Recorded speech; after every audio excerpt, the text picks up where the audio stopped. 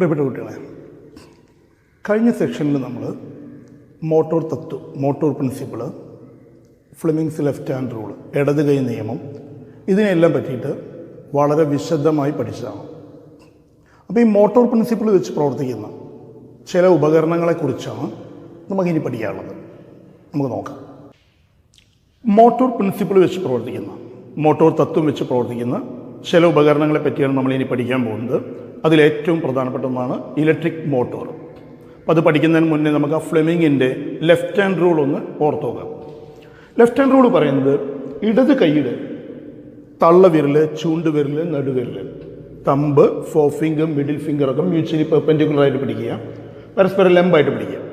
ഇതിൽ ഫോർഫിംഗർ അത് magnetic ഫീൽഡിൻ്റെ ഡയറക്ഷനെയും middle finger അത് കറണ്ടിൻ്റെ ഡയറക്ഷനെയും സൂചിപ്പിച്ചാൽ തമ്പ് തള്ളവിരൽ നമുക്ക് ഫോഴ്സിൻ്റെ ഡയറക്ഷൻ കാണിച്ചു തരും.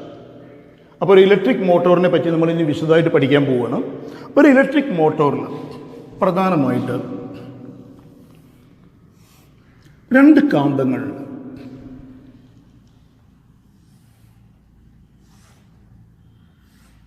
South, north. ഇതിനിടയിൽ സ്വതന്ത്രമായി കറങ്ങാൻ കഴിയുന്ന വിധത്തിൽ ആർമേച്ചർ എന്ന് പറഞ്ഞൊരു ഭാഗം ഉണ്ടാവും. അപ്പം എന്താണ് ആർമേച്ചർ എന്ന് നോക്കാം. ആർമേച്ചർ എന്ന് പറഞ്ഞിട്ടുണ്ടെങ്കിൽ ഒരു ഇൻസുലേറ്റഡ് വയർ ഒരു സോഫ്റ്റ് അയൺ കോറിൻ്റെ മുകളിൽ ചുറ്റിയെടുത്തത്, അതായത് പച്ചിരുമ്പ് കോറിൻ്റെ മുകളിൽ കവചിത കമ്പി ചുറ്റിയെടുത്ത ആ സജ്ജീകരണത്തെയാണ് നമ്മൾ ആർമേച്ചർ എന്ന് പറയാം. ഈ ആർമേച്ചറിന് പേര് കൊടുക്കുകയാണ് ABCD എന്നൊരു പേര് കൊടുക്കുകയാണ്.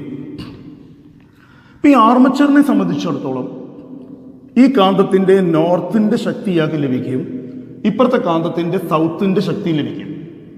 അപ്പോൾ ആർമേച്ചറിന് ഒരു നോർത്തിൻ്റെയും ഒരു സൗത്തിൻ്റെയും ശക്തിയെ കിട്ടുന്നുള്ളൂ. അപ്പോൾ ഈ മോട്ടോറിൽ മാഗ്നറ്റിക് ഫീൽഡ് ഒന്നേ ഉള്ളൂ, ഒരു കാന്തിക മണ്ഡലേ ഉള്ളൂ. അപ്പോൾ നമ്മൾ പറയുന്നത് ഫീൽഡ് കാന്തം എന്ന് പറയും. മാഗ്നറ്റിക് ഫീൽഡ് നമുക്കിവിടെ ഒന്നേ ലഭിക്കുന്നുള്ളൂ, ഒരു നോർത്തിൻ്റെയും ഒരു സൗത്തിൻ്റെയും ശക്തിയാണ്. ഇവിടെ നമ്മൾ ആർമേച്ചറിൻ്റെ A എന്ന സൈഡിൽ പോസിറ്റീവ് ചാർജും B എന്നുള്ള സൈഡിൽ നെഗറ്റീവ് ചാർജും കൊടുക്കുകയാണ്. അപ്പോൾ കറണ്ട് ഒഴുകുക A എന്ന് Bയിലേക്ക്, B എന്ന് Cക്ക്, C ടു D, ഈ രീതിയിലാണ് വൈദ്യുതപ്രവാഹം ഉണ്ടാവുക. അപ്പോൾ എയുടെ ഭാഗത്ത് നമ്മൾ പോസിറ്റീവും ഡിയുടെ ഭാഗത്ത് നമ്മൾ നെഗറ്റീവും കൊടുത്താൽ കറണ്ട് ഒഴുകുക A to B, B to C, C to D എന്നുള്ള രീതിയിലാവും. അപ്പോൾ AB എന്ന ഭാഗം, ഈ ആർമേച്ചറിൻ്റെ AB എന്ന ഭാഗത്തുണ്ടാകുന്ന ഡിഫ്ലക്ഷൻ, അതിനുണ്ടാകുന്ന വിഭ്രംശം ഏത് ഭാഗത്തേക്കാണെന്നുള്ളത് നമുക്ക് ഇതേപോലെ ഫ്ലെമിങ്ങിൻ്റെ ലെഫ്റ്റ് ഹാൻഡ് റൂൾ വെച്ച് കണ്ടുപിടിക്കാം. അപ്പോൾ നമുക്കറിയാം, ലെഫ്റ്റ് ഹാൻഡ് റൂൾ പ്രകാരം നമ്മൾ ഫോർഫിംഗർ അത് മാഗ്നറ്റിക് ഫീൽഡിൻ്റെ ഡയറക്ഷൻ കാണിച്ചു തരുന്നു, മിഡിൽ ഫിംഗർ അത് കറണ്ടിൻ്റെ ഡയറക്ഷനിൽ നമ്മൾ ഇങ്ങനെ പിടിക്കുകയാണ്. അപ്പോൾ കറണ്ടിൻ്റെ ഡയറക്ഷനിൽ നമ്മൾ പിടിച്ചിട്ടുണ്ട്. അപ്പം നമ്മുടെ തമ്പ് അങ്ങോട്ടാണ് കാണിക്കുന്നത്, അതായത് ഈ ഭാഗത്തേക്ക്. ഇത് ഇങ്ങോട്ടാണ് ടേൺ ചെയ്യാന്ന് പറഞ്ഞു. ഇനി CD എന്നുള്ള ഭാഗം നമുക്ക് നോക്കാം. അവിടെ ഇതേപോലെ കൈ പിടിച്ച് നോക്കുകയാണ്. ഇവിടെ നമ്മൾ കൈ ഇങ്ങനെ പിടിക്കുമ്പോൾ നമുക്കറിയാം കറണ്ട് ഒഴുകുന്നത് C ടു D ആണ്. ഇത് മാഗ്നറ്റിക് ഫീൽഡിൻ്റെ ഡയറക്ഷൻ ആണെങ്കിൽ ഇത് മോളിക്കാണ് പൊങ്ങുന്നത് എന്ന് വെച്ചിട്ടുണ്ടെങ്കിൽ ഇയാൾ ഇങ്ങോട്ടാണ് ചലിക്കുക. അപ്പോൾ ഈ ആർമേച്ചർ തിരിയുക ഈ ഭാഗത്തേക്കാണ്. ഇങ്ങോട്ട് എന്ന് പറഞ്ഞിട്ടുണ്ടെങ്കിൽ നമുക്കറിയാം ആൻറ്റി ക്ലോക്ക് വൈസ് ഡയറക്ഷനിലാണ്. നമുക്കൊന്ന് നോക്കാം. ഇതാണ് നമ്മുടെ ആർമേച്ചർ. ആർമേച്ചറിൻ്റെ എയുടെ ഭാഗം പോസിറ്റീവും ഡിയുടെ ഭാഗം നെഗറ്റീവും കൊടുത്തു കഴിഞ്ഞിട്ടുണ്ടെങ്കിൽ കറണ്ട് ഒഴുകുക A ടു B. നമ്മൾ പറഞ്ഞു ഫ്ലെമിങ്ങിൻ്റെ ലെഫ്റ്റ് ഹാൻഡ് റൂൾ പ്രകാരം ഇയാൾ ഈ ഭാഗത്തേക്ക് ടേൺ ചെയ്യണം. ഇപ്പം ഇങ്ങോട്ട് എന്ന് പറയുന്നുണ്ടെങ്കിൽ നമുക്ക് ആൻറ്റി ക്ലോക്ക് വൈസ് അയാൾ ടേൺ ചെയ്യും. ഇനി ഈ സൈഡിലെ കാര്യം നമുക്ക് നോക്കി, അവിടെയും നമ്മൾ പറഞ്ഞു ഈ ഭാഗത്തേക്ക് ആൻറ്റി ക്ലോക്ക് വൈസിക്കാൻ ടേൺ ചെയ്യാം. അങ്ങനെയാണെങ്കിൽ നമ്മൾ ആർമേച്ചർ ഇങ്ങനെ തിരിഞ്ഞു വന്ന് 90 ഡിഗ്രി എത്തി, വീണ്ടും ആർമേച്ചർ ഇങ്ങനെ തിരിഞ്ഞിട്ട് അത് 180 ഡിഗ്രിയിൽ എത്തുമ്പോൾ A എന്ന ഭാഗം ഇവിടെയാവും, D എന്നുള്ള ഭാഗം ലെഫ്റ്റിക്കും വന്നിട്ടുണ്ടാവും. ഇനി ആർമേച്ചർ ഇങ്ങനെയുള്ളടത്തുനിന്ന് 180 ഡിഗ്രി ഇങ്ങനെ തിരിഞ്ഞ് ഇവിടെ എത്തിക്കഴിഞ്ഞിട്ടുണ്ടെങ്കിൽ ഇതിൻ്റെ രണ്ട് പോളുകൾ അപ്പുറത്തും ഇപ്പുറത്തും മാറി. A എന്നുള്ള ഭാഗം റൈറ്റ് സൈഡിലേക്ക് പോയി, D എന്നുള്ള ഭാഗം ലെഫ്റ്റിക്കും വന്നു. അപ്പോൾ നമുക്ക് നോക്കാം ഇനി എന്താ സംഭവിക്കുക എന്നുള്ളത്. അപ്പോൾ ഇവിടെ നമുക്ക് A, ഇപ്പുറത്ത് B ആയി, ഇവിടെ C വന്നു, ഈ ഭാഗത്ത് D ആയി. ഇനി കറണ്ടിൻ്റെ ഡയറക്ഷൻ മാറിയിട്ടുണ്ടാവും. നമ്മൾ എ നിന്ന് ബിയിലേക്ക് കറണ്ട് ഒഴുകുമ്പോൾ ഉള്ള അവസ്ഥ നോക്കുക. ഇവിടെ എ നിന്ന് ബിയിലേക്ക് കറണ്ട് ഒഴുകുമ്പോൾ എ നിന്ന് ബിയിലേക്ക് കറണ്ട് ഒഴുകുന്ന സമയത്തും B to C, C to D. ഇപ്പം നമ്മുടെ ആർമച്ചറിൻ്റെ ചലനം ഏത് ഭാഗത്തേക്കായിരിക്കും നമുക്ക് നോക്കാം. ഇപ്പം നമ്മുടെ ആർമച്ചർ എ ടു ബിയുടെ ഭാഗം നമുക്ക് ആദ്യം നോക്കാം. എ ടു ബിയിൽ നമ്മൾ കൈ ഇങ്ങനെ പിടിക്കുന്ന സമയത്ത് ഫോർ ഫിംഗർ നമ്മൾ പറഞ്ഞു മാൻഡ് ഫീൽഡിൻ്റെ ഡയറക്ഷൻ, മിഡിൽ ഫിംഗർ കറൻറ്റും ആണെങ്കിൽ ഇത് നീങ്ങുന്നത് അങ്ങോട്ടാണ്, ആ ഭാഗത്തേക്കാണ്. ഇനി ഇപ്പുറത്ത് നോക്കുക.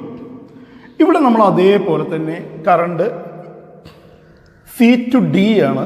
അപ്പം ഇത് നീങ്ങുക ഇപ്പുറത്തേക്കാണ്. അതായത് നമ്മുടെ ആർമേച്ചർ ഇപ്പം ഇങ്ങനെയാണ്. എ എന്ന് ബിയിലേക്ക് കറണ്ട് ഒഴുകുന്ന സമയത്ത് ഇയാൾ അങ്ങോട്ടാണ് ടേൺ ചെയ്യുക. സി ടു ഡി ആകുമ്പോഴും ഈ ഭാഗത്തേക്കാണ്. അതായത് ആർമച്ചർ ഇപ്പം തിരിയുക പ്രദക്ഷിണ ദിശയിലാണ്. അപ്പോൾ ആദ്യം നമ്മൾ ഇങ്ങനെ വെച്ച സമയത്ത് ആർമച്ചർ ഇങ്ങോട്ട് ഇങ്ങനെ തിരിഞ്ഞ് ഇവിടെ എത്തിക്കഴിഞ്ഞാൽ പിന്നെ ആർമച്ചർ കറങ്ങുക ഇങ്ങോട്ട് തന്നെയാവും. അപ്പം നമുക്ക് ഒരു റൊട്ടേഷൻ ലഭിക്കില്ല. ഇതിനൊരു പൂർണ്ണമായ ഒരു തിരിയൽ, ഒരു കറക്കം നമുക്ക് ലഭിക്കില്ല. ഒന്നുകൂടി നോക്കാം. ഇവിടെ നമ്മൾ എയുടെ ഭാഗത്ത് പോസിറ്റീവ്, ലെഫ്റ്റ് സൈഡിൽ എ വരുമ്പോൾ എയുടെ ഭാഗത്ത് പോസിറ്റീവ് കൊടുത്തപ്പോൾ ഇയാൾ ഇങ്ങോട്ട് അപ്രദക്ഷിണ ദിശയിൽ കറങ്ങി. ഇനി എ ടു ബി ഇങ്ങനെ വന്നു കഴിഞ്ഞിട്ടുണ്ട്, 180 ഡിഗ്രി തിരിഞ്ഞു കഴിഞ്ഞിട്ടുണ്ടെങ്കിൽ എ ടു ബിക്ക് കറണ്ട് പോകുമ്പോൾ അയാൾ നേരെ ഓപ്പോസിറ്റ് ഡയറക്ഷനിലാണ് കറങ്ങുക. അങ്ങനെ വന്നാൽ നമുക്കൊരു പൂർണ്ണമായ റൊട്ടേഷൻ, നമുക്കൊരു കറക്കം നമുക്കിവിടെ ലഭിക്കില്ല. അപ്പോൾ ഇത് ലഭിക്കണമെങ്കിൽ ഒറ്റ മാർഗ്ഗമേ ഉള്ളൂ.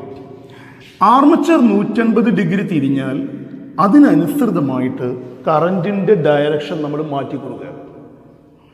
അപ്പോൾ നമുക്ക് പറഞ്ഞു എ ഈ സൈഡിൽ എത്തുന്ന സമയത്ത് ഇനി നമ്മൾ പോസിറ്റീവ് കൊടുക്കേണ്ടത് ഡിക്കാണ്. ഇവിടെ നെഗറ്റീവും കൊടുത്താൽ നമ്മൾ ആദ്യം പറഞ്ഞിരുന്ന പോലെ തന്നെ നമ്മുടെ ആർമേച്ചർ വീണ്ടും ഇങ്ങോട്ട് തന്നെ കറങ്ങും. ഇനി എ ബി വരുമ്പോൾ അപ്പോഴും ഇവിടെ നമ്മൾ എക്ക് പോസിറ്റീവ് കൊടുക്കുക, അപ്പോൾ ഈ ഭാഗത്തേക്ക് കറങ്ങും. അപ്പോൾ ആർമച്ചർ കോയിലിൽ കൂടെയുള്ള വൈദ്യുതിയുടെ ഡയറക്ഷൻ നമ്മൾ മാറ്റി കൊടുക്കുക. ഓരോ 180 ഡിഗ്രിയിലും അല്ലെങ്കിൽ ഒരു ഹാഫ് സർക്കിൾ കംപ്ലീറ്റ് ചെയ്യുമ്പോൾ ഓരോ 180 ഡിഗ്രിയിലും നമ്മൾ ആർമച്ചർ കോയിലേക്കുള്ള വൈദ്യുതിയുടെ ഡയറക്ഷൻ മാറ്റി കൊടുക്കുക. അങ്ങനെ ആർമച്ചർ കോയിലേക്കുള്ള വൈദ്യുതിയുടെ ഡയറക്ഷൻ മാറ്റി കൊടുക്കാൻ വേണ്ടി നമ്മൾ ഇതുമൊരു സജ്ജീകരണം ഫിറ്റ് ചെയ്തിട്ടുണ്ട്. ഇതിലൊരു ക്രമീകരണം വെച്ചിട്ടുണ്ട്. നമ്മൾ ഓരോ അർദ്ധവളയങ്ങൾ, ഇതിനെ സ്പ്ലിറ്റ് റിങ്സ് എന്ന് പറയും, ഓരോ അർദ്ധവളയങ്ങൾ ബന്ധിപ്പിച്ചിട്ടുണ്ട്. നമുക്ക് ഈ അർദ്ധവളയങ്ങൾക്ക് ഓരോ പേര് കൊടുക്കാം. Split rings R1, R2. അതിനെ സ്പർശിച്ചുകൊണ്ട് നിൽക്കുന്ന 2 ബ്രഷുകൾ, അതുപോലെ ടച്ചായിട്ട് നിൽക്കുന്ന 2 ബ്രഷുകൾ, കാർബൺ ബ്രഷുകൾ നമ്മൾ ഉപയോഗിക്കുക. R1നെ സ്പർശിക്കുന്ന ബ്രഷ് B1ഉം R2വിനെ സ്പർശിക്കുന്ന ബ്രഷ് B2. ഇനി നമ്മുടെ ആർമച്ചറിനുണ്ടാകുന്ന ചലനം എങ്ങനെയാണെന്നുള്ളത് ഒന്ന് വിശദമായിട്ട് ശ്രദ്ധിക്കുക.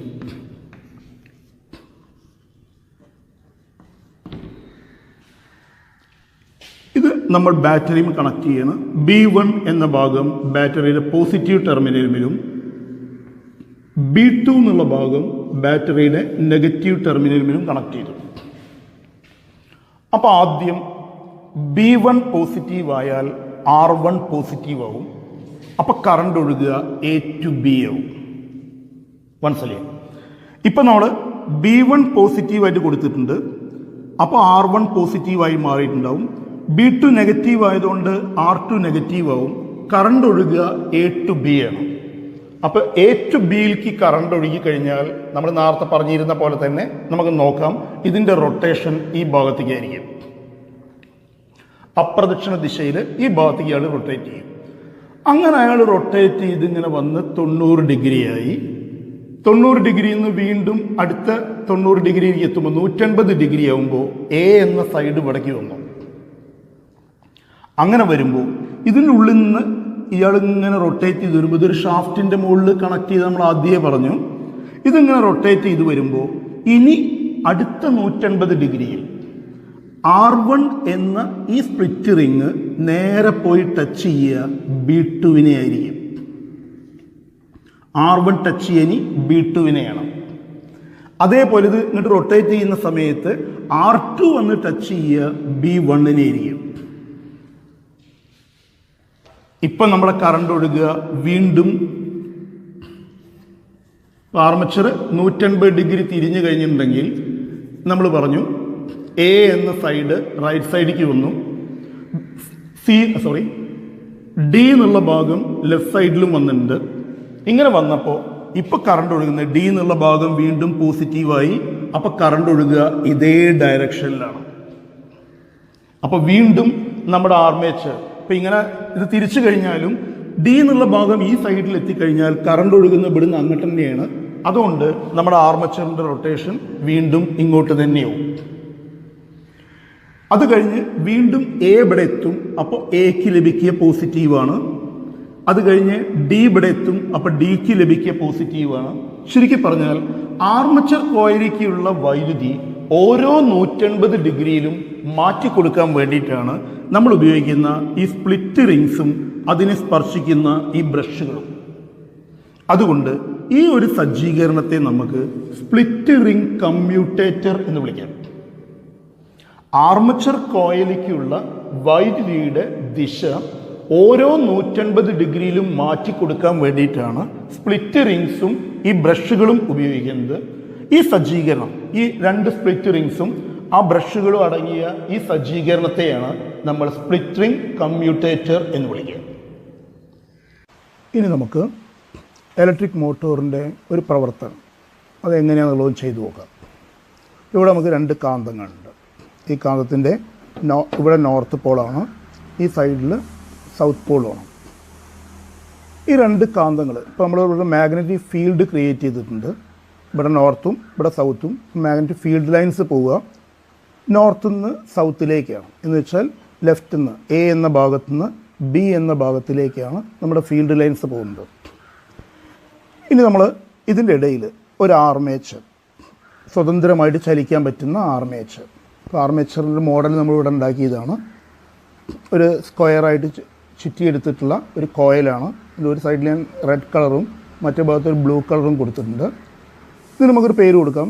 ഈ റെഡുള്ള ഭാഗത്ത് ABCD എന്ന പേരിൽ ഈ ആർമേച്ചർ ഇതിൻ്റെ ഇടയിൽ സ്വതന്ത്രമായി ചലിക്കുന്ന വിധത്തിൽ നമ്മൾ വയ്ക്കാൻ പോവുകയാണ്. ഇനി നമ്മൾ ആർമേച്ചർ കോയിലിൻ്റെ 2 അഗ്രങ്ങൾക്ക് ഒരു പൊട്ടൻഷ്യൽ വ്യത്യാസം കൊടുക്കുകയാണ്. ഇതിൽ AB എന്ന ഭാഗത്ത് പോസിറ്റീവ് ടെർമിനലും CD എന്നുള്ള ഭാഗത്ത് നെഗറ്റീവ് ടെർമിനലുമാണ് കണക്ട് ചെയ്യുന്നത്. അപ്പോൾ ഈ ആർമേച്ചർ കോയിലിനുണ്ടാകുന്ന ഡിഫ്ലക്ഷൻ, അതിൻ്റെ വിഭ്രംശം ഏതു ഭാഗത്തേക്കാണെന്നുള്ളത് നിങ്ങൾ നിരീക്ഷിച്ചാൽ മതി. ഇപ്പോൾ ഇത് ഇടതു ഭാഗത്തേക്ക് ഡിഫ്ലക്റ്റ് ചെയ്തു എന്ന് വെച്ചാൽ അപ്രദക്ഷിണ ദിശയിലാണ് തിരിഞ്ഞത്. ഇവിടെ കറണ്ട് ഒഴുകിയത് A നിന്ന് Bയിലേക്ക്, B നിന്ന് Cക്ക്, C നിന്ന് Dക്ക് എന്നുള്ള രീതിയിലാണ്. അപ്പോൾ A നിന്ന് Bക്ക് കറണ്ട് ഒഴുകുന്ന സമയത്ത് ഈ AB എന്ന ഭാഗം അപ്രദക്ഷിണ ദിശയിലേക്ക് താഴെ ചെയ്ത് ഈ കറണ്ട് ഇങ്ങനെ B നിന്ന് Cയിലേക്ക് പോയി C നിന്ന് Dയിലേക്ക് വരുമ്പോൾ ആ ഭാഗം പൊങ്ങുക ചെയ്തത്. നമുക്ക് ഫ്ലെമിങ്ങിൻ്റെ നിയമം വെച്ചുകൊണ്ട് ഇതൊന്ന് വിശദീകരിച്ച് നോക്കാം. കൈ ഇങ്ങനെ പിടിച്ചിട്ടുണ്ട്. ഇതിൽ 4 ഫിംഗർ നമുക്കറിയാം മാഗ്നറ്റിക് ഫീൽഡിൻ്റെ ഡയറക്ഷനെയും AB എന്നുള്ള ഭാഗത്ത് കറണ്ടിൻ്റെ ഡയറക്ഷൻ കാണിക്കാൻ മിഡിൽ ഫിംഗറും ആണെങ്കിൽ ഈ ഭാഗം താഴോട്ടായിരിക്കും. എന്ന് വെച്ചിട്ടുണ്ടെങ്കിൽ AB എന്നുള്ള സൈഡ് താഴോട്ട് വന്നിട്ടുണ്ട്. ഇനി ഇതേ സാധനം തന്നെ C നിന്ന് Dയിലേക്ക് കറണ്ട് വരുന്ന സമയത്ത് അവിടെ CD എന്നുള്ള ഭാഗം മുകളിലേക്കാണ് വരിക, പൊങ്ങുക ചെയ്യുക. അപ്പോൾ നമ്മുടെ ആർമേച്ചർ കോയിൽ ഇടത്തോട്ട് അല്ലെങ്കിൽ അപ്രദക്ഷിണ ദിശയിൽ കറങ്ങും. ഇനി ഇങ്ങനെ ഈ ആർമേച്ചർ കോയിൽ ഇങ്ങനെ തിരിഞ്ഞ് ഇപ്പോൾ 90 ഡിഗ്രിയിലെത്തി. ഇനി ഒരു 90 ഡിഗ്രി കൂടി തിരിഞ്ഞ് ആർമേച്ചർ കോയിൽ 180 ഡിഗ്രിയിലെത്തിയിട്ടുണ്ട്. അപ്പോൾ നമ്മുടെ ആർമേച്ചർ കോയിലിൻ്റെ AB എന്ന സൈഡ് റൈറ്റിലും CD എന്ന ഭാഗം ലെഫ്റ്റുമായിട്ടുണ്ട്. ഇനി നമ്മൾ റൈറ്റ് സൈഡിൽ AB എന്നുള്ള ഭാഗത്ത് പോസിറ്റീവും CD എന്നുള്ള ഭാഗത്ത് നെഗറ്റീവും കൊടുത്താൽ ഇവിടെ ഉണ്ടാകുന്ന ഡിഫ്ലക്ഷൻ നിങ്ങളൊന്ന് ശ്രദ്ധിച്ച് നോക്കുക. അത് വലതു ഭാഗത്തേക്കാണ് ഡിഫ്ലക്റ്റ് ചെയ്യുന്നത്. എന്ന് വെച്ചാൽ ഈ സൈഡിൽ പ്രദക്ഷിണ ദിശയിലായി. ഇനി എയിൽ നിന്ന് ബിയിലേക്ക് പോയി, ബിയിൽ നിന്ന് സിയിലേക്ക് വന്നു, സിയിൽ നിന്ന് ഡിയിലേക്ക് വരുന്ന ഭാഗത്ത് അവിടെ നമ്മൾ ഫ്ലെമിങ്ങിൻ്റെ നിയമപ്രകാരം കൈ ഇങ്ങനെ പിടിച്ച് നോക്കിയിട്ടുണ്ടെങ്കിൽ സിയിൽ നിന്ന് ഡിയിലേക്ക് വരുന്ന ഭാഗത്ത് ഈ CD എന്നുള്ള ഭാഗം പൊങ്ങുക ചെയ്യുക, ഇപ്പുറത്ത് വരുമ്പോൾ AB എന്നുള്ള ഭാഗത്ത് താഴുക ചെയ്യുക. എന്ന് വെച്ചാൽ പ്രദക്ഷിണ ദിശയിലാവും. അപ്പോൾ നമ്മൾ നേരത്തെ പറഞ്ഞിരുന്ന പോലെ ഇവിടെ എത്തിക്കഴിഞ്ഞപ്പോൾ അത് നേരെ ഇങ്ങോട്ട് തിരിയാനുള്ള പ്രദക്ഷിണ ദിശയിൽ തിരിയാനുള്ള പ്രവണതയാണ്. നേരത്തെ എ ബി എന്ന സൈഡിൽ ലെഫ്റ്റിലായപ്പോൾ അത് അപ്രദക്ഷിണ ദിശയിൽ തിരിയാനുള്ള പ്രവണതയാണ്. ചുരുക്കി പറഞ്ഞാൽ ഇതിനൊരു റൊട്ടേഷൻ പൂർത്തീകരിക്കാൻ പറ്റില്ല. അങ്ങനെ റൊട്ടേഷൻ പൂർത്തീകരിക്കണമെങ്കിൽ ഇപ്പോൾ ഈ സൈഡിൽ ഇവിടെ വന്നപ്പോൾ എ ബി എന്നുള്ളത് ലെഫ്റ്റ് ആയിരുന്ന സമയത്ത് ഇതിന് താഴോട്ടാണ് മൂവ്മെൻറ്റ് ഉണ്ടായത്, അപ്രദക്ഷിണ ദിശയിലാണ്. അങ്ങനെയാണെങ്കിൽ ഈ സൈഡ് വരുമ്പോഴും നമ്മൾ സി ഡി എന്നുള്ള ഭാഗം വന്നാൽ ഡി നിന്ന് സിയിലേക്ക് കറണ്ട് ഒഴുക്കിയാൽ ഇവിടെ താഴും. വീണ്ടും എ ബി എന്നുള്ള ഭാഗം ഇവിടെ വരും, എ എന്ന് ബിയിലേക്ക് കറണ്ട് ഒഴുക്കിയാൽ ഇവിടെ താഴും. അപ്പോൾ നമുക്കൊരു തുടർച്ചയായ പ്രവാഹം ഉണ്ടാക്കാം. ഇതിനു വേണ്ടിയാണ് നമ്മൾ സ്പ്ലിറ്റ് റിംഗ് കമ്മ്യൂട്ടേറ്റർ ഉപയോഗിക്കുന്നത്. അത് നമ്മൾ നേരത്തെ വിശദീകരിച്ച കാര്യമാണ്. ഇത് നമ്മുടെ ടോയ് മോട്ടോറിലൊക്കെ ഉപയോഗിക്കുന്ന ഒരു ആർമേച്ചറാണ്. ഈ ആർമേച്ചറിൻ്റെ ഈ സൈഡിൽ കാണുന്ന ഇതാണ് അതിൻ്റെ സ്പ്ലിറ്റ് റിംഗ് കമ്മ്യൂട്ടേറ്റർ. ഇത് സ്വതന്ത്രമായിട്ട് ചലിക്കാവുന്ന വിധത്തിൽ നമ്മൾ സ്റ്റാൻഡിൻ്റെ മുകളിൽ ഇങ്ങനെ വെക്കുകയാണ്.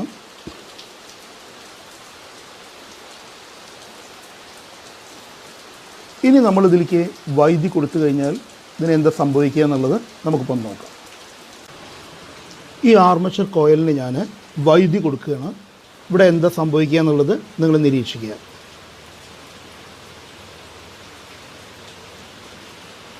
ആർമേച്ചർ വളരെ നന്നായിട്ട് തിരിയുന്നുണ്ട്. അപ്പോൾ ഈ മാഗ്നറ്റിക് ഫീൽഡിൻ്റെ ഇടയിൽ നമ്മൾ ഈ ആർമേച്ചർ സ്വതന്ത്രമായി ചലിക്കുന്ന വിധത്തിൽ വെച്ചു.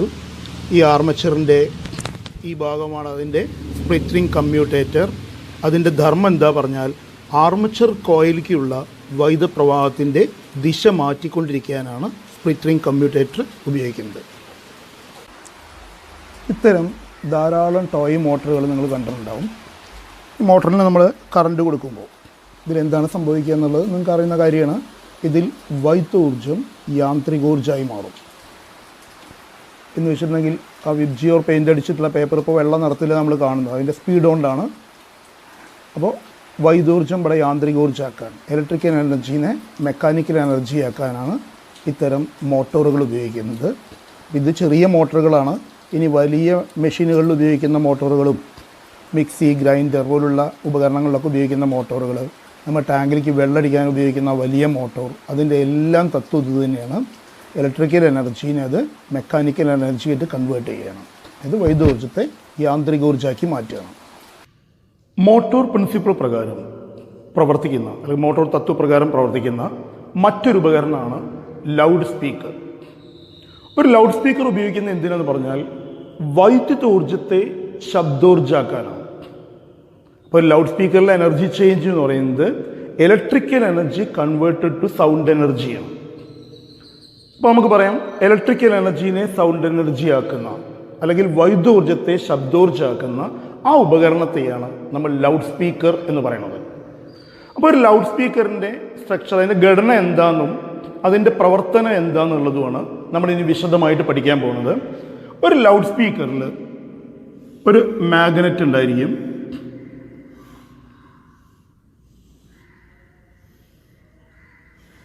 ഇങ്ങനൊരു മാഗ്നറ്റ്, ഇതിനിടയിൽ സ്വതന്ത്രമായി ചലിക്കാൻ കഴിവുള്ള ഒരു കമ്പിച്ചുരുൾ നമ്മൾ ക്രമീകരിച്ചിട്ടുണ്ടാവും. അപ്പോൾ ഒരു മാഗ്നറ്റ്, അതിൻ്റെ ഇടയിൽ സ്വതന്ത്രമായിട്ട് ചലിക്കാൻ കഴിവുള്ള ഒരു കമ്പിച്ചുരുൾ ഇങ്ങനെ വെച്ചിട്ടുണ്ടാവും. ഈ കമ്പിച്ചുരുളിന് ഈ കോറിൻ്റെ മുകളിൽ കൂടെ വളരെ ഫ്രീ ആയിട്ട് സ്വതന്ത്രമായിട്ട് ചലിക്കാൻ പറ്റുന്നതാണ്. ആ കമ്പിച്ചുരുളിൽ ഫിറ്റ് ചെയ്തുകൊണ്ട് നമുക്ക് ഒരു ഡയഫ്രം എന്ന് പറയുന്ന ഒരു പേപ്പർ കൊണ്ട് ഉണ്ടാക്കിയ ഒരു ഡയഫ്രം വെച്ചിട്ടുണ്ടാവും. ഞാൻ ഒരിക്കൽ കൂടെ പറയാം. ഒരു കാന്തം, ഒരു മാഗ്നറ്റ്, അതിനുള്ളിൽ സ്വതന്ത്രമായിട്ട് ചലിക്കാൻ പറ്റുന്ന ഒരു കമ്പിച്ചുരുൾ. ഈ കമ്പിച്ചുരുളിനെ നമുക്ക് വോയിസ് കോയിൽ എന്ന് വിളിക്കാം. ഒരു വോയിസ് കോയിൽ ഉണ്ടാവും. ആ വോയിസ് കോയിലിൻ്റെ മുകളിൽ ഒരു ഡയഫ്രം അഥവാ ഒരു പേപ്പർ കോൺ നമ്മൾ ഫിറ്റ് ചെയ്തിട്ടുണ്ടാവും. അപ്പോൾ വോയിസ് കോയിലിൻ്റെ മുകളിൽ നമുക്ക് ഒരു ഡയഫ്രം ഫിറ്റ് ചെയ്തിട്ടുണ്ട്. ഇത്രയും പറഞ്ഞാൽ നമുക്കൊരു ലൗഡ് സ്പീക്കറിൻ്റെ സ്ട്രക്ചർ, ഘടനയെ ഇപ്പം എന്തൊക്കെയാണെന്ന് പറഞ്ഞാൽ ഒരു കാന്തവും അതിനുള്ളിൽ സ്വതന്ത്രമായി ചലിക്കാൻ പറ്റുന്ന ഒരു വോയിസ് കോയിലുമാണ് ഇതിൻ്റെ പ്രധാന ഭാഗം. ആ വോയിസ് കോയിലുമിൽ ഒരു ഡയഫ്രം ഘടിപ്പിച്ചിട്ടുണ്ടായിരിക്കും. ഈ ഡയഫ്രം ഉണ്ടാക്കുന്നത് പേപ്പർ കൊണ്ടാണ്, അതുകൊണ്ട് അതിനെ പേപ്പർ കോൺ എന്ന് വിളിക്കും. ഇനി എങ്ങനെയാണ് ഇയാൾ പ്രവർത്തിക്കുന്നത് നോക്കാം. അപ്പോൾ നമുക്കറിയാം, ഒരു മൈക്രോഫോണിൽ നിന്ന് വരുന്ന വൈദ്യുത സിഗ്നലുകളെ, മൈക്രോഫോണിൻ്റെ ഉപയോഗം തന്നെ ശബ്ദോർജ്ജത്തെ വൈദ്യുതോർജ്ജമാക്കാനാണ് മൈക്രോഫോൺ ഉപയോഗിക്കുക. അപ്പോൾ മൈക്രോഫോണിലെ എനർജി ചേഞ്ച് എന്ന് പറയുന്നത് സൗണ്ട് എനർജി ഇലക്ട്രിക്കൽ എനർജി മാറുകയാണ്. അങ്ങനെ നമ്മുടെ ശബ്ദത്തിനനുസൃതമായ ഒരു വൈദ്യുതിയാണ് മൈക്രോഫോണിൽ നിന്ന് പുറത്തേക്ക് വരിക. സ്വാഭാവികമായിട്ടും ഇതൊരു തുടർച്ചയായ വൈദ്യുതിയൊന്നുമല്ല, ശബ്ദത്തിനനുസൃതമായ വൈദ്യുതിയാണ്. അപ്പം ശബ്ദത്തിൻ്റെ ഏറ്റക്കുറച്ചിലിനനുസരിച്ച് അതിന്ന് പുറത്തു വരുന്ന വൈദ്യുതിക്കും ഈ ഏറ്റക്കുറച്ചിലിന് അനുഭവപ്പെടും. അതുകൊണ്ട് മൈക്രോഫോണിൽ നിന്ന് വരുന്ന ഈ വൈദ്യുത സിഗ്നലുകളെ നമ്മൾ സാധാരണ ഓഡിയോ സിഗ്നൽ എന്ന് പറയും. ഒരു മൈക്രോഫോണിൽ നിന്ന് വരുന്ന വൈദ്യുത സിഗ്നലുകളാണ് ഓഡിയോ സിഗ്നൽ. ഈ ഓഡിയോ സിഗ്നൽ വളരെ ശക്തി കുറഞ്ഞായിരിക്കും. അപ്പം നമ്മൾ അതിൻ്റെ ശക്തി കൂട്ടണം. അങ്ങനെ മൈക്രോഫോണിൽ നിന്ന് വരുന്ന ഓഡിയോ സിഗ്നൽസിൻ്റെ ശക്തി ഒരു ആംപ്ലിഫയർ ഉപയോഗിച്ച് നമ്മൾ കൂട്ടിയെടുക്കും. അങ്ങനെ മൈക്രോഫോണിൽ നിന്ന് വരുന്ന വൈദ്യുത സിഗ്നൽ, ഓഡിയോ സിഗ്നൽസിനെ ഒരു ആംപ്ലിഫയർ ഉപയോഗിച്ച് ശക്തിപ്പെടുത്തിയിട്ട് ആ സിഗ്നൽസ് നമ്മൾ നേരെ ലൗഡ് സ്പീക്കറിൻ്റെ വോയിസ് കോയിലിലേക്ക് കൊടുക്കുക. ഒരിക്കൽ കൂടെ ശ്രദ്ധിക്കുക. മൈക്രോഫോണിൽ നിന്ന് വരുന്ന ഓഡിയോ സിഗ്നൽസിന്, വൈദ്യുത സിഗ്നൽസിന് ശക്തി കുറവായതുകൊണ്ട് ഒരു ആംപ്ലിഫയർ ഉപയോഗിച്ച് ശക്തി കൂട്ടിയ ശേഷം ലൗഡ് സ്പീക്കറിൻ്റെ വോയിസ് കോയിൽ കൊടുത്താൽ, ഈ വോയിസ് കോയിൽ ഇരിക്കുന്നത് ഒരു കാന്തിക മണ്ഡലത്തിലാണ്, ഒരു മാഗ്നറ്റിക് ഫീൽഡിലാണ്. സ്വാഭാവികമായിട്ടും അയാൾക്കൊരു ഡിഫ്ലക്ഷൻ, അയാൾ മുന്നോട്ടും പിന്നോട്ടും ഇങ്ങനെ ചലിക്കും. ആ ചലനം ശബ്ദത്തിനനുസൃതമാണ്. കാരണം മൈക്രോഫോൺ തട്ടിയ ശബ്ദത്തിനനുസൃതമായിട്ടുള്ള കറണ്ടാണ് ലൗഡ് സ്പീക്കറിലേക്ക് എത്തുന്നത്. അപ്പോൾ അതിനനുസരിച്ച് ഇയാൾക്ക് ഇങ്ങനൊരു ചലനം ഉണ്ടാവും, മുന്നോട്ടും പിന്നോട്ടും ഒരു ചലനം ഉണ്ടാവും. ഇയാൾക്കൊരു കമ്പനം അനുഭവപ്പെടും. കമ്പനം അല്ലെങ്കിൽ ഒരു വൈബ്രേഷൻ ഉണ്ടാവും. അങ്ങനെ ഒരു വൈബ്രേഷൻ ഉണ്ടായി കഴിഞ്ഞിട്ടുണ്ടെങ്കിൽ അത് ഈ പേപ്പർ കോണിലും അതേ വൈബ്രേഷൻ ഉണ്ടാവും. വോയിസ് കോയിൽ വൈബ്രേറ്റ് ചെയ്താൽ, കമ്പനം ചെയ്താൽ അതേ കമ്പനം പേപ്പർ കോണിലും അനുഭവപ്പെടും. നമ്മൾ ചെറിയ ക്ലാസ് പഠിച്ചിട്ടുണ്ട്, കമ്പനം മൂലം നമുക്ക് ശബ്ദം ഉണ്ടാവും. അപ്പോൾ ഇവിടുന്ന് പുറത്തേക്ക് സൗണ്ട് എനർജി, ശബ്ദം പുറത്തേക്ക് വരും. ഒരു കൂടെ നോക്കാം. ഒരു ലൗഡ് സ്പീക്കറിൻ്റെ ഘടന എന്താണെന്ന് പറഞ്ഞാൽ, ഒരു കാന്തം, അതിനുള്ളിൽ സ്വതന്ത്രമായി ചലിക്കാൻ പറ്റുന്ന ഒരു വോയിസ് കോയിലുമാണ് പ്രധാന ഭാഗം. വോയിസ് കോയിൽ കണക്ട് ചെയ്തിട്ടുള്ള ഒരു ഡയഫ്രത്തുമിലാണ്, പേപ്പർ കോണുമിലാണ്. മൈക്രോഫോണിൽ നിന്ന് വരുന്ന വൈദ്യുതിക്ക്, ആ വൈദ്യുത സിഗ്നലുകൾക്ക്, ഓഡിയോ സിഗ്നൽസിന് ശക്തി കുറവായതുകൊണ്ട് ഒരു ആംപ്ലിഫയർ ഉപയോഗിച്ച് ശക്തി കൂട്ടി ലൗഡ് സ്പീക്കറിൻ്റെ വോയിസ് കോയിൽ കൊടുത്താൽ ഈ വോയിസ് കോയിലിന്, നമ്മൾ ആദ്യം പറഞ്ഞു, മുന്നോട്ടും പിന്നോട്ടുള്ള വേഗത്തിലുള്ളൊരു ചലനം ഉണ്ടാവും, ശബ്ദത്തിന് അനുസൃതമായ ഒരു ചലനം ഉണ്ടാവും. അങ്ങനെ ഇയാൾ കമ്പനം ചെയ്താൽ, വൈബ്രേറ്റ് ചെയ്താൽ, ആ വൈബ്രേഷൻ തന്നെ നമ്മുടെ പേപ്പർ ഡയഫ്രത്തുമിലും ഉണ്ടാവും. അങ്ങനെ പേപ്പർ കോൺ കമ്പനം ചെയ്യുകയാണെങ്കിൽ ആ കമ്പനം കൊണ്ട്, അല്ലെങ്കിൽ ആ വൈബ്രേഷൻ കൊണ്ട് അവിടെ സൗണ്ട് ഉണ്ടാവുകയും ചെയ്യും. ഇതാണ് ലൗഡ് സ്പീക്കറിൻ്റെ പ്രവർത്തനം. ലൗഡ് സ്പീക്കർ, ഒരു ലൗഡ് സ്പീക്കർ ഉപയോഗിക്കുന്നത് ഓഡിയോ സിഗ്നൽസിനെ സൗണ്ട് എനർജിയേക്കാണ്, വൈദ്യുത തരംഗങ്ങളെ ശബ്ദോർജ്ജമാക്കി മാറ്റാൻ വേണ്ടിയിട്ടാണ് നമ്മൾ ലൗഡ് സ്പീക്കർ ഉപയോഗിക്കുന്നത്. ഒരു ലൗഡ് സ്പീക്കറിലെ പ്രധാന ഭാഗങ്ങൾ എന്തൊക്കെയെന്ന് പറഞ്ഞാൽ, ഒരു കാന്തം, ശക്തമായ ഒരു കാന്തം, ഈ കാന്തത്തിൻ്റെ ഇടയിൽ ഒരു കോർ ലഭിക്കാൻ വേണ്ടി നമ്മളൊരു അയൺ പീസ് ഇങ്ങനെ വെച്ച് കൊടുക്കുകയാണ്. ഇപ്പോൾ ഇതിലൊരു അയൺ കോറുണ്ട്, ഇതിൻ്റെ ഇടയിൽ ഒരു മാഗ്നറ്റിക് ഫീൽഡ്, ഒരു കാന്തിക മണ്ഡലം ഉണ്ടാവും. ഇനി ഇതാണ് വോയിസ് കോയിൽ എന്ന് പറയുന്നത്. ഒരു പേപ്പർ റോളിൻ്റെ മുകളിൽ നമ്മൾ ഇതേപോലെ ഒരു കവചിത കമ്പി ചുറ്റ് എന്ന് വെച്ചിട്ടുണ്ടെങ്കിൽ ഇൻസുലേറ്റഡ് വയർ ചുറ്റിയെടുത്തതാണ് നമ്മൾ പറയുന്ന വോയിസ് കോയിൽ. ഈ വോയിസ് കോയിൽ നമ്മൾ ഈ ഫീൽഡിലേക്ക് വെക്കുകയാണ്, സ്വതന്ത്രമായിട്ട് ചലിക്കാവുന്ന വിധത്തിൽ ഈ ഫീൽഡിൽ വയ്ക്കും. നമുക്കൊന്നുകൂടി നോക്കാം എന്തൊക്കെ ഭാഗങ്ങൾ എന്നുള്ളത്. ഒരു കാന്തം, അതേപോലെ ഒരു വോയിസ് കോയിൽ, ഈ കാന്തത്തിനിടയിൽ സ്വതന്ത്രമായിട്ട് ചലിക്കാൻ പറ്റുന്ന വോയിസ് കോയിൽ, ആ വോയിസ് കോയിനോട് ബന്ധിപ്പിച്ചുകൊണ്ട് ഒരു പേപ്പർ ഡയഫ്രം അഥവാ ഒരു പേപ്പർ കോൺ ഉണ്ടായിരിക്കും. ഇനി നമ്മൾ ഈ വോയിസ് കോയിലിനെ ഈ ഫീൽഡിലേക്ക് ഇറക്കി വയ്ക്കുകയാണ്. മൈക്രോഫോണിൽ നിന്ന് വരുന്ന ഓഡിയോ സിഗ്നൽസിന് ശക്തി വളരെ കുറവായതുകൊണ്ട് ആംപ്ലിഫയർ ഉപയോഗിച്ച് ശക്തി കൂട്ടിയിട്ട് നമ്മൾ ലൗഡ് സ്പീക്കറിൻ്റെ ഈ വോയിസ് കോയിൽ കൊടുത്തു കഴിഞ്ഞാൽ വോയിസ് കോയിൽ അതിവേഗത്തിൽ ആ ഓഡിയോ സിഗ്നൽസിനനുസരിച്ച് മുന്നോട്ടും പിന്നോട്ടും ഇങ്ങനെ ചലിക്കും. അതായത് വോയിസ് കോയിലിന് ഒരു കമ്പനം ഉണ്ടാവും, ഒരു വൈബ്രേഷൻ ഉണ്ടാവും. അതേ വൈബ്രേഷൻ ഈ ഡയഫ്രത്തിനും ഉണ്ടാവും. അങ്ങനെ വൈബ്രേഷൻ ഉണ്ടാവുമ്പോൾ അവിടെ സൗണ്ട് ഉണ്ടാവും, ശബ്ദം ഉണ്ടാവും. ഞാൻ ഒന്നുകൂടി പറയാം. മൈക്രോഫോണിൽ നിന്ന് വരുന്ന ഓഡിയോ സിഗ്നൽസിന് ശക്തി കുറവായതുകൊണ്ട് ആംപ്ലിഫയർ ഉപയോഗിച്ച് ശക്തി കൂട്ടി ലൗഡ് സ്പീക്കറിൻ്റെ വോയിസ് കോയിൽ കൊടുത്താൽ വോയിസ് കോയിൽ കമ്പനം ചെയ്യും, വൈബ്രേറ്റ് ചെയ്യും. അപ്പം അതിനനുസൃതമായിട്ട് അതേപോലെ തന്നെ ഡയഫ്രം വൈബ്രേറ്റ് ചെയ്യും, ഡയഫ്രത്തിനും കമ്പനം ഉണ്ടാവും. അപ്പോൾ അവിടെ ശബ്ദം ഉണ്ടാവും. ഇപ്പം നമ്മുടെ കയ്യിലുള്ളത് വലിയ ശക്തമായ ഒരു കാന്തവും കുറച്ച് ഭാരമുള്ള ഒരു ഡയഫ്രമാണ്. അപ്പോൾ ഈ ഡയഫ്രത്തെ കമ്പനം ചെയ്യിപ്പിച്ചിട്ട് ശബ്ദമുണ്ടാക്കണമെങ്കിൽ ഇതിലേക്ക് ശക്തമായ ഓഡിയോ സിഗ്നൽ വരണം. അപ്പോൾ നമ്മൾ സാധാരണ ഒരു മൊബൈലിൽ നിന്നോ ടാപ്പ് റെക്കോർഡറിൽ നിന്നോ വരുന്ന ഓഡിയോ സിഗ്നൽ ഇതിന് കൊടുത്താൽ ഈ സ്പീക്കർ വർക്ക് ചെയ്യില്ല. ഇത് വർക്ക് ചെയ്യണമെങ്കിൽ ഒരു ആംപ്ലിഫയർ ഉപയോഗിച്ച് വളരെ ശക്തി കൂട്ടിയ ഒരു സിഗ്നൽ കൊടുത്താൽ മാത്രമേ ഈ ഡയഫ്രത്തിന് കമ്പനം ഉണ്ടാവുള്ളൂ. അപ്പോൾ ഈ ഡയഫ്രം കമ്പനം ചെയ്യുന്നുണ്ടോ, ഡയഫ്രം കമ്പനം ചെയ്ത് അവിടെ ശബ്ദം ഉണ്ടാവുന്നുണ്ടോ, ഇതൊക്കെ നോക്കാൻ നമുക്ക് തൽക്കാലം ഇതിലേക്ക് ഒരു DC കറണ്ട് കൊടുത്ത് നോക്കുക. ഒരു ബാറ്ററിയിൽ നിന്നുള്ള ഒരു DC കറണ്ട് കൊടുത്ത് നോക്കുക. അപ്പോൾ ഞാൻ ഈ വോയിസ് കോയിലിൻ്റെ 2 ടെർമിനലിലും നമ്മൾ ബാറ്ററിയുമായിട്ട് കണക്ട് ചെയ്യുകയാണ്.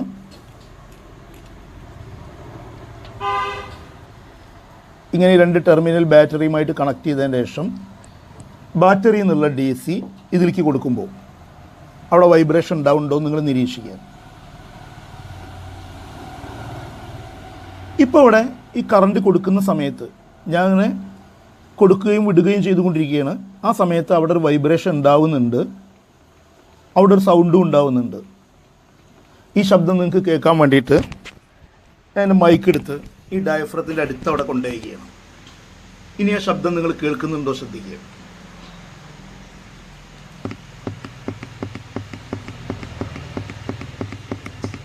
അപ്പോൾ ഈ രീതിയിൽ നല്ല ശക്തമായ ഒരു ഓഡിയോ സിഗ്നൽ നമ്മൾ ഈ വോയിസ് കോയിലേക്ക് കൊടുത്തു കഴിഞ്ഞാൽ ആ ഓഡിയോ സിഗ്നൽസിനനുസരിച്ച് നമ്മുടെ വോയിസ് കോയിൽ കമ്പനം ചെയ്യും. അപ്പോൾ അതിനോട് ബന്ധിപ്പിച്ചിട്ടുള്ള ഈ ഡയഫ്രം കമ്പനം ചെയ്യും. അപ്പോൾ അവിടെ ശബ്ദം ഉണ്ടാവും. ഇവിടെ 2 സ്പീക്കർ പ്രവർത്തിപ്പിക്കുകയാണ്. അപ്പോൾ അതിനുവേണ്ടി ഞാനിവിടെ സെറ്റ് ഓൺ ആക്കുകയാണ്. ഇപ്പോൾ ഈ സ്പീക്കർ പ്രവർത്തിച്ച് പാട്ട് കേൾക്കുന്നുണ്ട്. നമുക്കൊന്ന് നോക്കാം. ഈ പാട്ട് നിങ്ങൾ കേൾക്കുന്നുണ്ട് അല്ലേ? ഇനി ഈ ഡയഫ്രം കമ്പനം ചെയ്തിട്ടാണ് ഇവിടെ ശബ്ദം ഉണ്ടാവുന്നത് നമ്മൾ പറഞ്ഞു. ഇത് ഡയഫ്രം കമ്പനം ചെയ്തിട്ട് തന്നെയാണോ ഈ ശബ്ദം ഉണ്ടാവുന്നതെന്ന് അറിയാൻ വേണ്ടി നമ്മൾ അതിൻ്റെ മുകളിൽ 2-3 ചെറിയ പീസ് തെർമോക്കോൾ പീസുകൾ ഇട്ട് നോക്കുകയാണ്. അതിനുണ്ടാവുന്ന കമ്പനം നിങ്ങൾ നിരീക്ഷിക്കുക.